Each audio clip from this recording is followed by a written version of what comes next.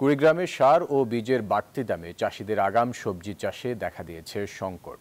চাষিদের অভিযোগ, খুচরা ব্যবসায়ীরা কৃত্রিম সংকট দেখিয়ে সার বীজে কীটনাশকের দাম বাড়াচ্ছে, ফলে বাড়বে সবজির উৎপাদন খরচ। সেই সবজির ন্যায্য দাম পাওয়ার বিষয়ে দুশ্চিন্তায় কৃষক। হুমায়ুন কবির সূর্যর তথ্য ছবিতে ডেস্ক রিপোর্ট। কুড়িগ্রামের রাজারহাট উপজেলার ছিনাই ইউনিয়নের মিরেরবাড়ি গ্রামে চলছে সবজি চাষের ধুম। চাষিরা আগাম ফুলকপি বুনে লাভের আশা করলেও সার ও বীজের লাগামহীন মূল্যের কারণে ক্ষতিগ্রস্ত হওয়ার আশঙ্কা তাদের। কৃষকরা বলছেন, জমির চাহিদা অনুযায়ী প্রয়োজনীয় সার পাওয়া যাচ্ছে না। এনজিও থেকে ঋণ নিয়ে সবজি চাষ করেছেন তারা। দ্বিগুণ মূল্যে বীজ ও সার কেনায় ফসলের সঠিক দাম পাওয়ার শঙ্কায় দিন কাটছে তাদের। 500 টাকা বাংলা টিএসপি কিনছি, এখন মনে করে 2450 কেনা লাগে। 1700 টাকা মনে করো যে ডিআইবি, এখন মনে করো যে 1900 টাকা। আমরা তো কৃষক আবাদ করতেছি, এটা আবাদে কিন্তু অনেক সাশ্রয়ী লাগে। বান্ডেল থাকলে প্রতি সেনমানিতে টাকা বাঁচবে।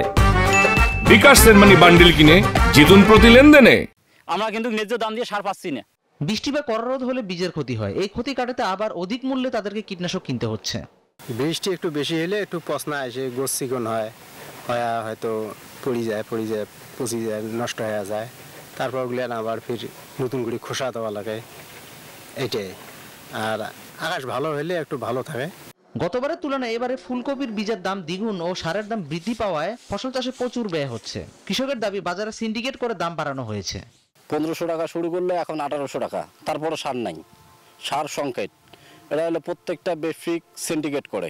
বাজার সার্বক্ষণিকভাবে মনিটরিং করা হচ্ছে। কেউ বেশি মূল্য চাইলে প্রয়োজনীয় ব্যবস্থা গ্রহণ করা হচ্ছে বলে জানান এই কর্মকর্তা। আমাদের রাজারহাট উপজেলায় সারের কোনো সংকট নেই। আমাদের এখানে পর্যাপ্ত সারের মজুদ রয়েছে। আমরা কঠোরভাবে প্রতিনিয়তই মনিটরিং করছি, যাতে আমাদের কৃষকরা ন্যায্য মূল্যে সার পায় এবং কেউ কৃত্রিমভাবে কোনো সারের সংকট সৃষ্টি করতে না পারে। এবার জেলায় সবজি জাতীয় ফসলের লক্ষ্যমাত্রা ছিল 2700 হেক্টর। চাষ হয়েছে তার চেয়েও বেশি। Desk report, news 24।